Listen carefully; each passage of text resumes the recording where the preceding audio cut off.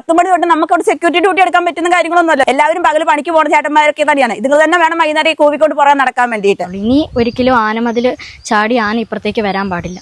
ഒച്ച ഉണ്ടാക്കിയപ്പം പിന്നെ ഇവരെല്ലാരും കൂടെ ഒച്ച ഉണ്ടാക്കിയപ്പോൾ ആന ചിഹ്നം വിളിച്ചിട്ട് ഭ്രാന്ത് കയറി വരുന്നേ. എന്നിട്ട് പിന്നെ അത് ഇറങ്ങി ആ കയറിയ വഴി കൂടെ തന്നെ ഇറങ്ങിപ്പോയി.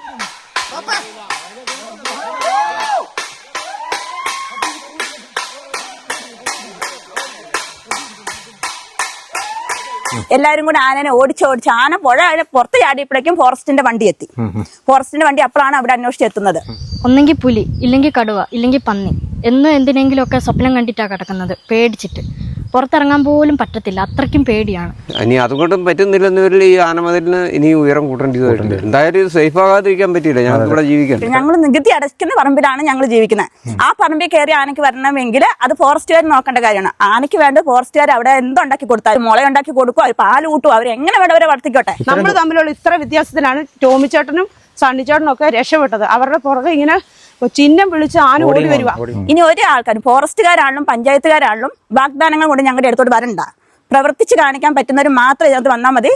അല്ലെങ്കിൽ ഞങ്ങൾ ജനങ്ങൾ ശക്തമായിട്ട് ഞങ്ങൾ ഇതിനെതിരിടുക തന്നെ ചെയ്യും. എല്ലാം തരിപ്പണമാക്കും. വലിയ ആന എന്ന് പറഞ്ഞാൽ എന്നാ ഭയങ്കര ആന. ഇതുപോലെ ഒരു ആനനെ ജീവിതത്തിൽ കണ്ടിട്ടില്ല. ഓടിച്ച് പുഴയിലോട്ട് ഇറക്കാൻ നോക്കുമ്പോൾ അത് നേരെ റോഡ് ക്രോസ് ചെയ്ത് മേലോട്ടാണ് കയറിയത്. മക്കള് എതിരെയാലും പോയിട്ടുണ്ട്. ആ മക്കള് വരുന്നോടും വരെ ഞങ്ങൾക്ക് പേടിയാണ്. ആന ഏത് റോഡിലാണ് നിൽക്കുന്നത് നമുക്ക് പറയാൻ പറ്റുമോ? ആ വന്ന സമയത്ത് ഒരാഴ്ച തുടർച്ചയായിട്ട് നമ്മൾ ഇവിടെ തന്നെ വണ്ടിട്ട് കിടന്നു. അതുകൊണ്ട് കാര്യമില്ലെന്ന് സാറ് വരുന്നോ നോക്കി ആന നിൽക്കുന്നില്ലേ. ആന വിശക്കുമ്പോഴാണ് കയറി വരുന്നത്. ഇന്ന് 250 മീറ്റർ ഞങ്ങൾ ആനയെ ഓടിച്ചത്. സാറിന് അതറിയത്തില്ലല്ലോ. ഈ കോഴിക്കൊണ്ടൊക്കെ നോന്നും കാണണോ? നമസ്കാരം. ഞാനിപ്പോൾ ഉള്ളത് കേളകം പഞ്ചായത്തിൽപ്പെട്ട പൂക്കുണ്ട് എന്ന് പറയുന്ന പ്രദേശത്താണ്. ഈ ഒരു പ്രദേശത്ത് നമ്മൾ 7 മാസം മുന്നേ നമ്മളിവിടെ വന്നിരുന്നു. അതായത് ഞാൻ ഇതിനു മുന്നേ പല പ്രാവശ്യം പറഞ്ഞിട്ടുണ്ട്, ആറളം വന്യജീവി സങ്കേതത്തെയും അതുപോലെ തന്നെ ജനവാസ മേഖലയും തിരിക്കുന്ന ഒരു ആനമതിൽ ഇവിടെ വളരെ സക്സസ്ഫുള്ളായിട്ട് കുറേ കാലങ്ങളായിട്ട് പോകുന്ന ഒരു സംഭവങ്ങളൊക്കെ ഞാൻ പറഞ്ഞിരുന്നു. ആ 7 മാസം മുന്നേ എടുത്ത വീഡിയോയിൽ ഈ ഒരു മോഴയാന ഈ ഒരു ആനമതിൽ ക്രോസ് ചെയ്ത് ഇപ്പുറത്തെ സൈഡിൽ വന്ന വളരെ വിചിത്രമായ ഒരു സംഭവം അന്ന് നമ്മൾ റിപ്പോർട്ട് ചെയ്തിരുന്നു. അതിനുശേഷം 7 മാസം കഴിഞ്ഞ് കഴിഞ്ഞപ്പോൾ ഇന്നലെ രാത്രി ഒരു വലിയ കൊമ്പനാന അതേ സ്പോട്ടിലൂടെ ഇപ്പുറത്തോട്ട് ജനവാസ മേഖലയിലേക്ക് കടന്നു. കുറേ അധികം നേരം ആളുകളെയൊക്കെ വട്ടം ചുറ്റിച്ച് വലിയ ഭീതിയൊക്കെ പരത്തിയതിന് ശേഷം ആന പിന്നെ അതേ സ്ഥലത്തോടെ തന്നെ തിരിച്ചിറങ്ങി പോവുകയായിരുന്നു. ഏതായാലും ഞാനിപ്പോൾ ആ ഒരു പ്രദേശത്ത് ആണുള്ളത്. നമുക്ക് എന്തായാലും എന്താണ് സംഭവിച്ചതെന്നുള്ളത് നമുക്ക് ഇവിടെയുള്ള ആളുകളോട് തന്നെ ചോദിച്ച് മനസ്സിലാക്കാം. മാത്രമല്ല കുറച്ച് വീഡിയോസ് ഇന്നലെ രാത്രിയിൽ നമുക്ക് കിട്ടിയിട്ടുണ്ട്. അതും ഈ കൂടെ തന്നെ ഞാൻ കാണിക്കുന്നതായിരിക്കും കേട്ടോ.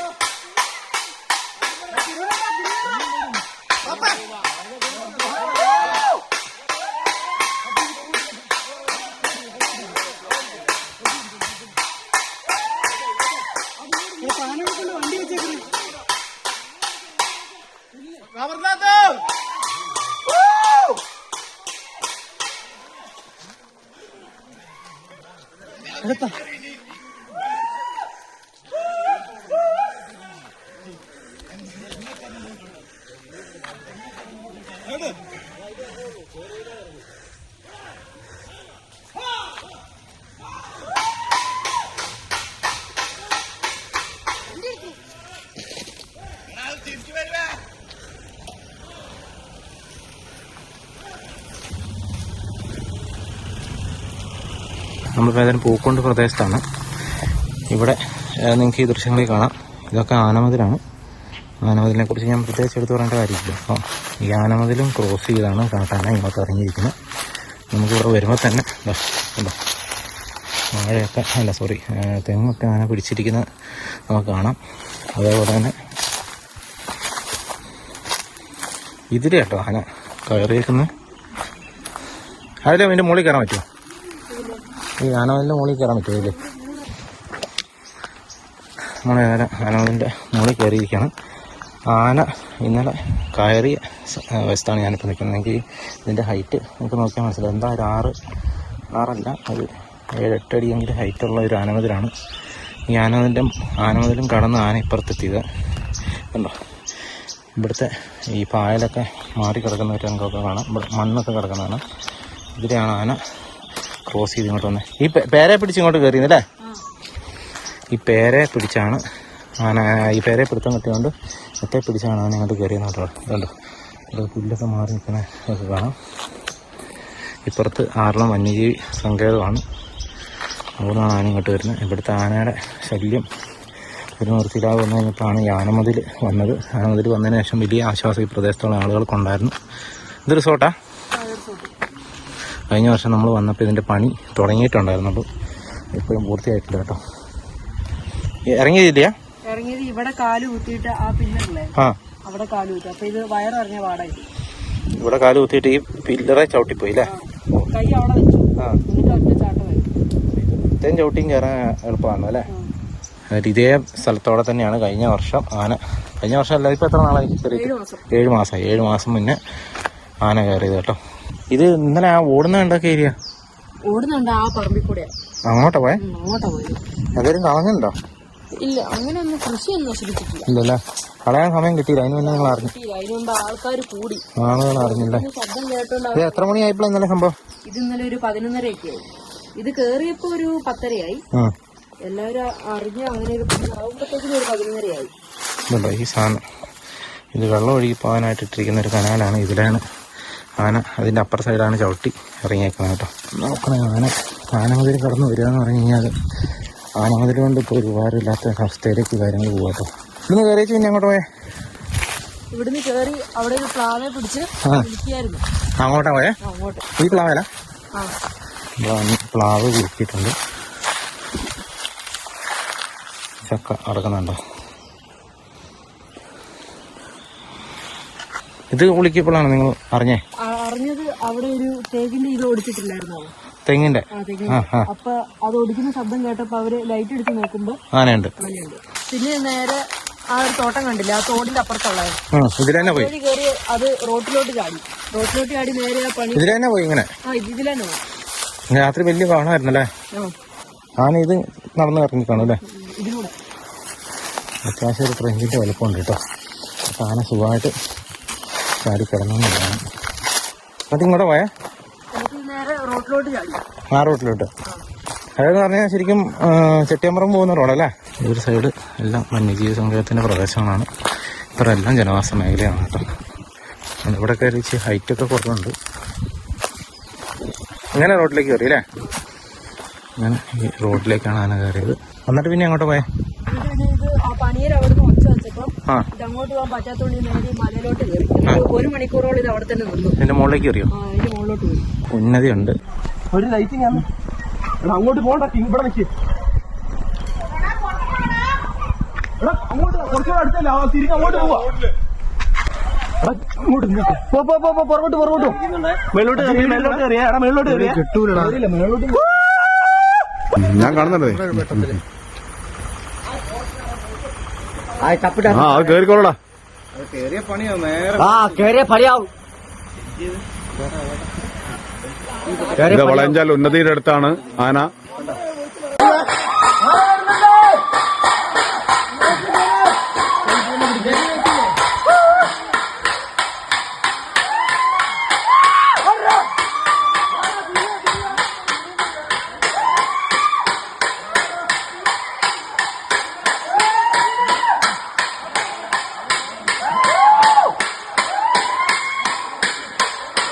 ആ കേറിയ വയസ്സ് തന്നെ ഇറങ്ങി പോകുന്നു.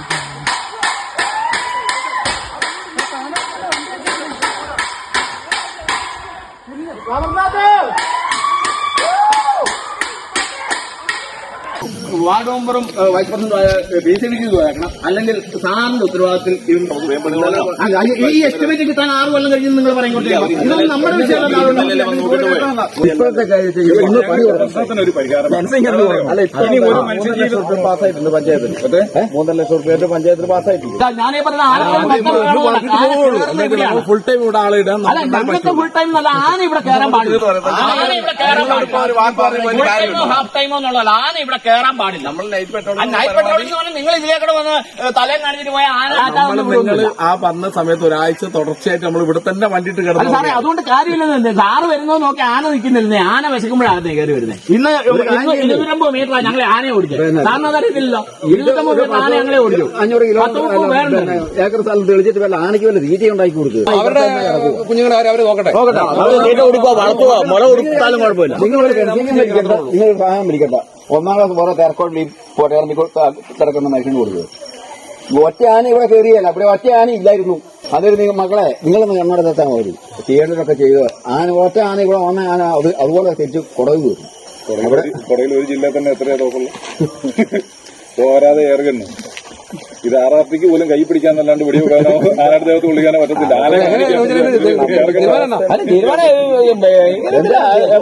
ഉത്തരവാദിത്തം ഈ 3.5 ലക്ഷം റുപ്യാണ് ഇപ്പോൾ പഞ്ചായത്ത് ഫണ്ട് വെച്ചിട്ടുള്ളത്. ആ ഫണ്ടിൽ ചെയ്യാൻ പറ്റുന്ന വർക്ക് നമ്മൾ എത്രയും പെട്ടെന്ന് ചെയ്ത് തീർക്കുന്നതായിരിക്കും. ബാക്കി ഇപ്പോൾ ഇന്ന് മുതൽ നൈറ്റ് പെട്രോളിംഗ് ശക്തമാക്കാം. പിന്നെ ഈ ഭാഗത്തുള്ള ആ ബടവിലോട്ട ചവിടിയിലാണ് കയറിയത്. അതുകൊണ്ട് നമ്മൾ നാളെ തന്നെ പാച്ചറമണം വെച്ചിട്ട് ഫില്ല് ചെയ്തിട്ട് പരമാവധി നിങ്ങൾക്കൊരു ബുദ്ധിമുട്ടില്ലാത്ത രീതിയിൽ നമുക്ക് പരിഹരിക്കാൻ നോക്കാം. ഫില്ല് പറഞ്ഞാൽ അവിടെ തെളിക്കുമോ? താഴത്തെ മണ്ണ് മാറ്റാൻ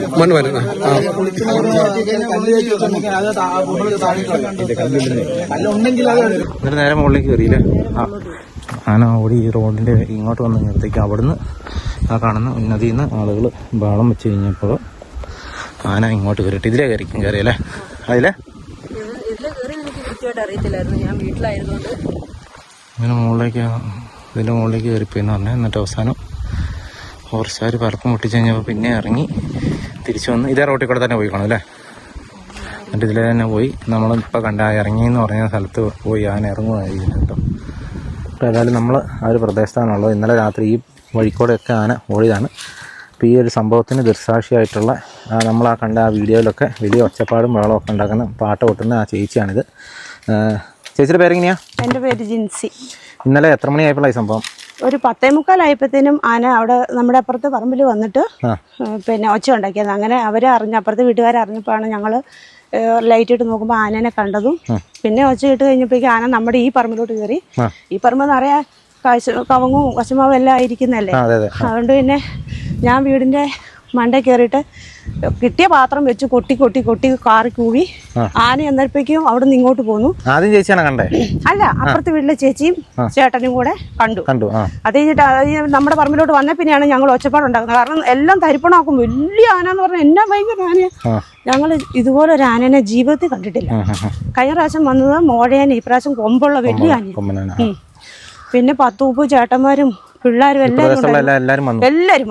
എല്ലാരും വന്നു ആനനെ ഓടിച്ചു. അങ്ങോട്ട് ഓടിച്ചു, അവിടോട്ട് ഓടിച്ചു. പിന്നെ ആന മുകളിലോട്ട് കയറിപ്പോയി. നേരത്തെ പിടിച്ചില്ലേ, അത് കഴിഞ്ഞിട്ട് പിന്നെ ആന വേറെ ചേട്ടൻ വാച്ചറ മുകളിൽ നിന്ന് ലൈറ്റ് അടിച്ചു വന്നപ്പോ ഈ ആന റോഡിലോട്ട് ഇറങ്ങി. താഴേക്ക് ഇറങ്ങി. അത് കഴിഞ്ഞിട്ട് റോഡിൽ വന്നു കഴിഞ്ഞപ്പോ ഇത് നമ്മൾ തമ്മിലുള്ള ഇത്രയും ആളുകളെല്ലാം റോഡിൽ നിൽക്കുക. ഇത്രയും വ്യത്യാസത്തിലാണ് ഈ ആനയെ നമ്മൾ തമ്മിലുള്ള ഇത്ര വ്യത്യാസത്തിലാണ് ടോമിച്ചേട്ടനും സണ്ണിച്ചേട്ടനും ഒക്കെ രക്ഷപ്പെട്ടത്. അവരുടെ പുറകെ ഇങ്ങനെ ചിഹ്നം വിളിച്ച് ആന ഓടി വരുക. അപ്പോഴേക്കും ഞാൻ മോളോട് പറഞ്ഞു താഴത്തെ നമ്മുടെ വാതിൽ തുറന്നിടാൻ പറഞ്ഞു. ആദ്യം ഞാൻ അത് അടച്ചിട്ടായിരുന്നു, ആന കയറിയല്ലോ നിർത്തേ. അത് കഴിഞ്ഞിട്ട് നാട്ടുകാർ വന്നവർ മുഴുവൻ നമ്മുടെ വീട്ടിലോട്ട് കയറി വന്നു.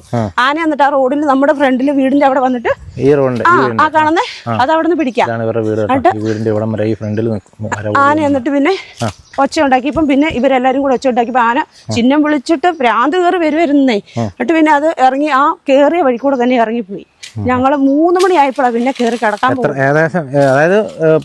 10:45 കയറിയ ആന 1:30 ആയപ്പോഴാണ് ഇറങ്ങി പോകുന്നത്. അത് കഴിഞ്ഞിട്ട് ഫോറസ്റ്റുകാർ വന്നപ്പോഴേക്ക് ആന ഇറങ്ങി പോവാൻ തുടങ്ങി. അവിടെ എത്തി. അപ്പോൾ അവര് അങ്ങൊന്ന് വരണ്ടേ. വാച്ചറുണ്ടായിരുന്നു അന്നിപ്പോ ഞങ്ങൾ വിളിച്ചോടെ വന്നു. എന്നാലും ഭയങ്കര ആന. എനിക്ക് എങ്ങനെയാണെന്നൊന്നും അറിയത്തില്ല.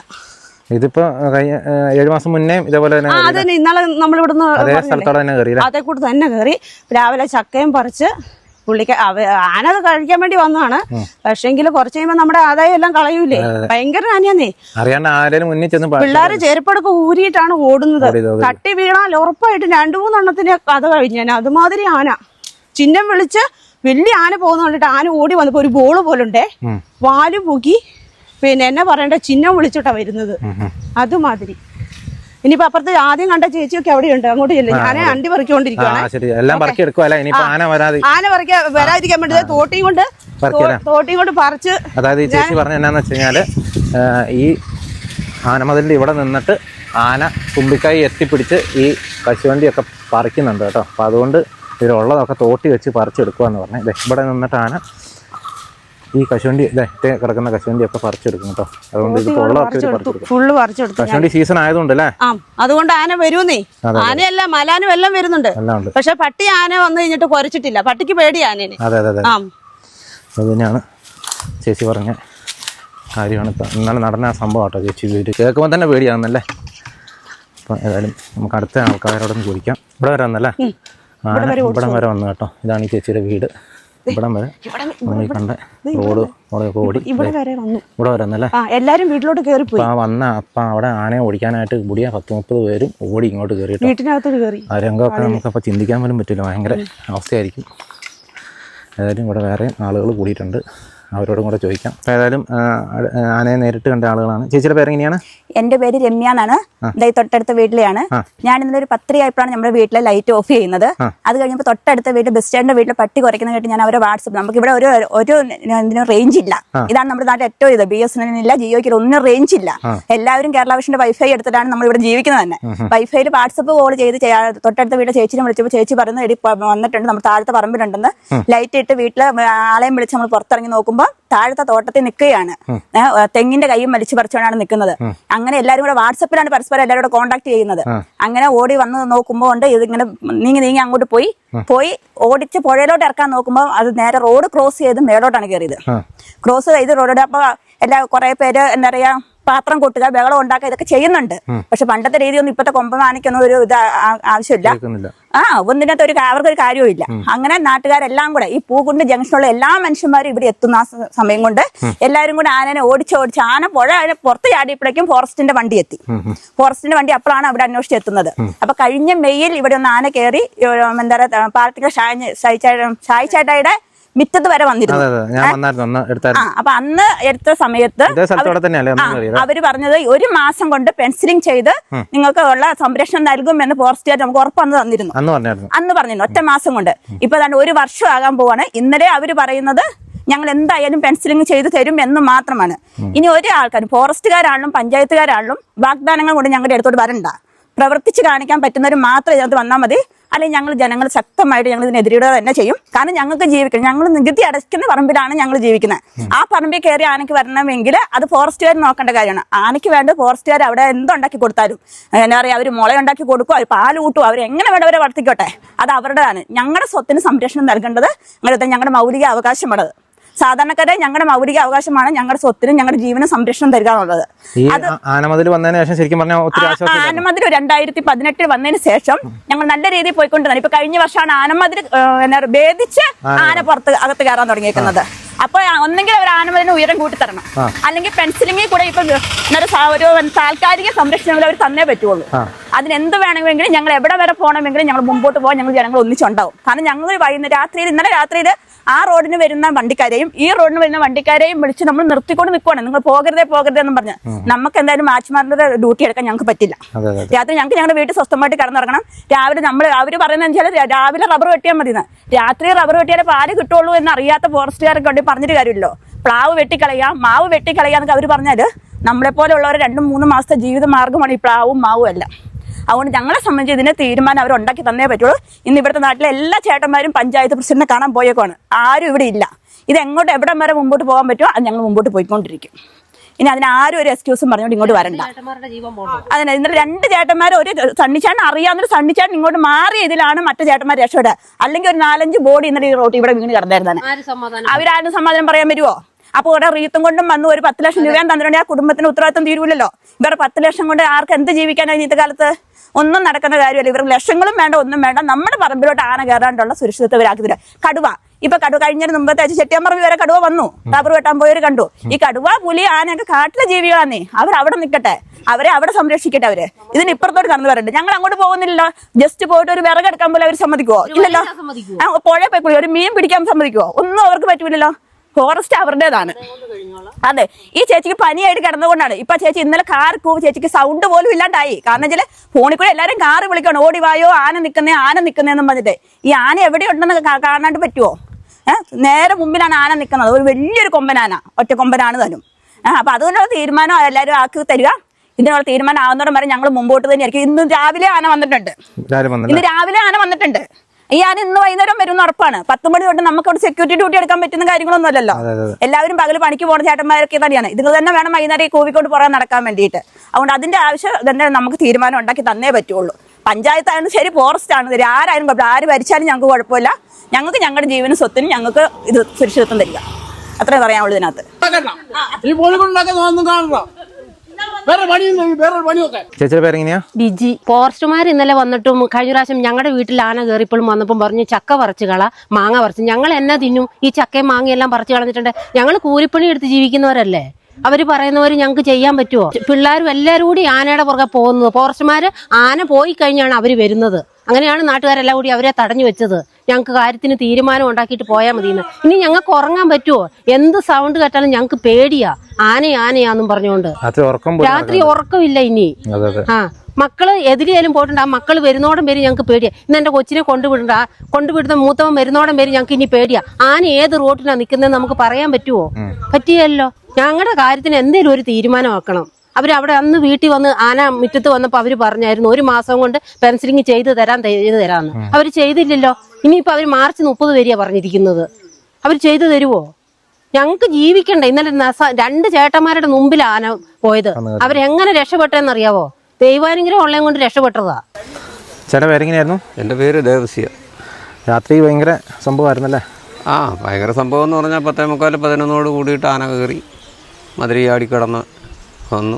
ഏതായാലും വെള്ളം കയറിയ ഉടനെ തന്നെ അറിഞ്ഞതുകൊണ്ട് അധികം നാശനഷ്ടം വരുത്തിയിട്ടില്ല. പിന്നെ എല്ലാവരും കൂടെ ഏതാണ്ട് 19 കർഷകർ ഇവിടെ ഞങ്ങൾ ഒത്തുകൂടി വെള്ളം വെച്ച് രാത്രി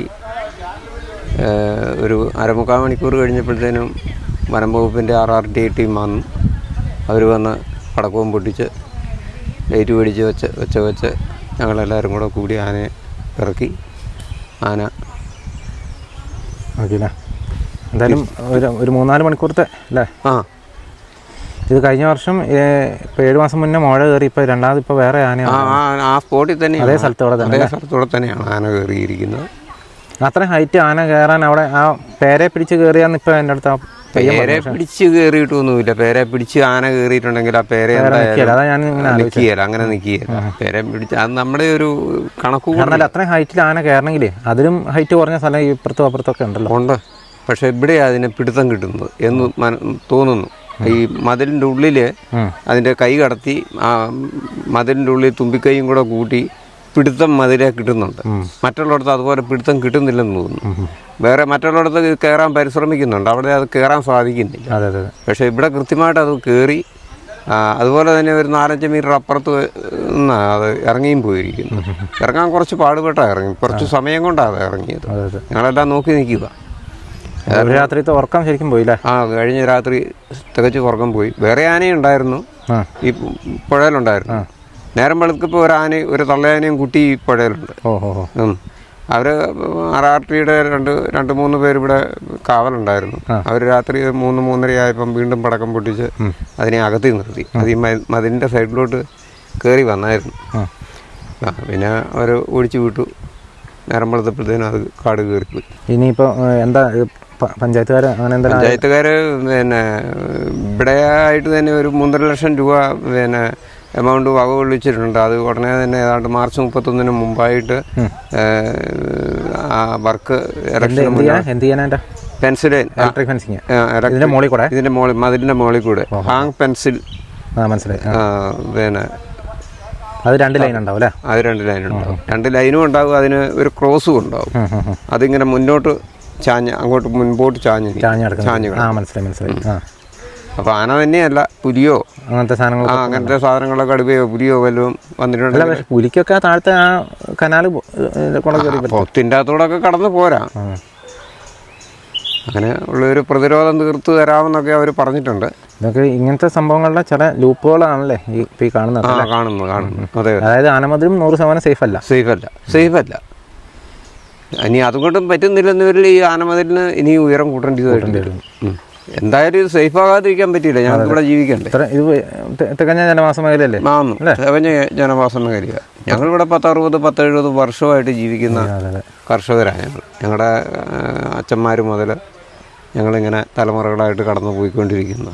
ഇവിടുന്ന് ഇനിയിപ്പം ഞങ്ങളങ്ങോട്ട് പോകാനാ, ഒന്നും നടക്കുക. ഏതായാലും ഞാൻ ഇവിടെ വന്നപ്പോൾ കണ്ടോ കേട്ടോ ഈ കൊച്ച്. മോളുടെ പേരെങ്ങനെയാ? എൻ്റെ പേര് ഏഞ്ചല. എത്രാം ക്ലാസ്സിലാണ് പഠിക്കുന്നത്? ഞാൻ 7ലാണ് പഠിക്കുന്നത്. ഇന്നലെ രാത്രി ഈ സ്ഥലത്തുണ്ടായിരുന്നല്ലേ? ഞാൻ ഉണ്ടായിരുന്നു. ഞാൻ കണ്ടായിരുന്നു ആനേനെ. വളരെ ഭീകരാവസ്ഥയായിരുന്നല്ലേ? വളരെ ഭീകരാവസ്ഥയാണ്. പലപ്പോഴും ഞങ്ങൾക്ക് ഈ രാത്രി ഇതിലൂടെ ഇറങ്ങി നടക്കാൻ വരെ ഞങ്ങൾക്ക് ഭയങ്കര പേടിയാണ്. സമാധാനത്തോടെ ഇറങ്ങി നടക്കാൻ പോലും ഞങ്ങൾക്ക് സഹിക്കത്തില്ല. ഭീതിയോടെയാണ് ഞങ്ങളിവിടെ കഴിഞ്ഞുകൂടുന്നത്.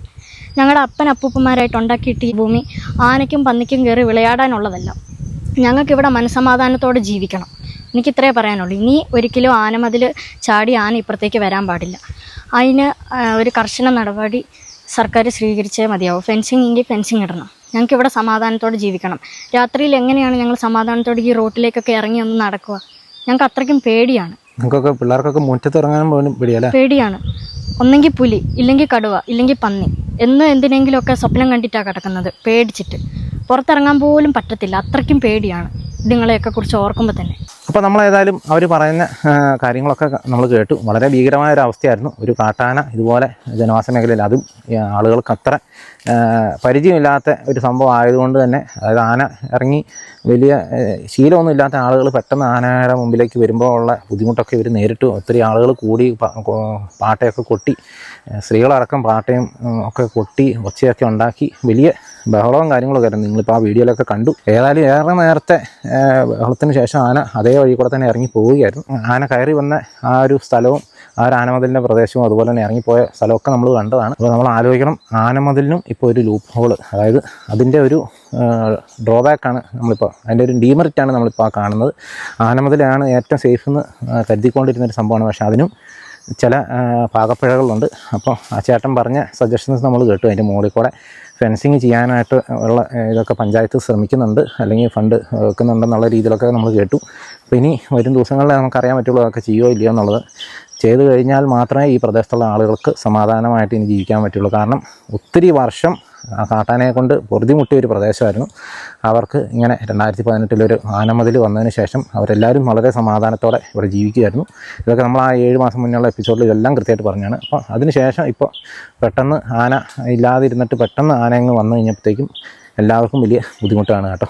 ഏതായാലും എത്രയും പെട്ടെന്ന് ഇതിനൊരു പരിഹാരം കാണണം എന്ന് തന്നെയാണ് ആളുകളെല്ലാവരും പറയുന്നത്. മാത്രമല്ല ചില ആളുകളൊക്കെ വയലൻ്റായിരുന്നു. കാരണം ആളുകൾ വലിയ രോക്ഷത്തിലാണ്. കാരണം ആളുകളുടെ പറമ്പിലേക്ക് ഇറങ്ങുമ്പോൾ ആളുകൾക്ക് അതിൻ്റെ ബുദ്ധിമുട്ട് അറിയാം. അപ്പോൾ ഒരു ചേട്ടനൊക്കെ നമ്മുടെ അടുത്ത് ചൂടാകുന്ന ചെറിയ ദൃശ്യങ്ങളൊക്കെ നിങ്ങൾ കണ്ടു. അപ്പോൾ അതിൻ്റെയൊക്കെ കാരണം ഇതാണ്. അവരെ പറഞ്ഞിട്ടും കാര്യമില്ല, എല്ലാവരുടെയും പിടിവിട്ടിരിക്കുകയാണ്.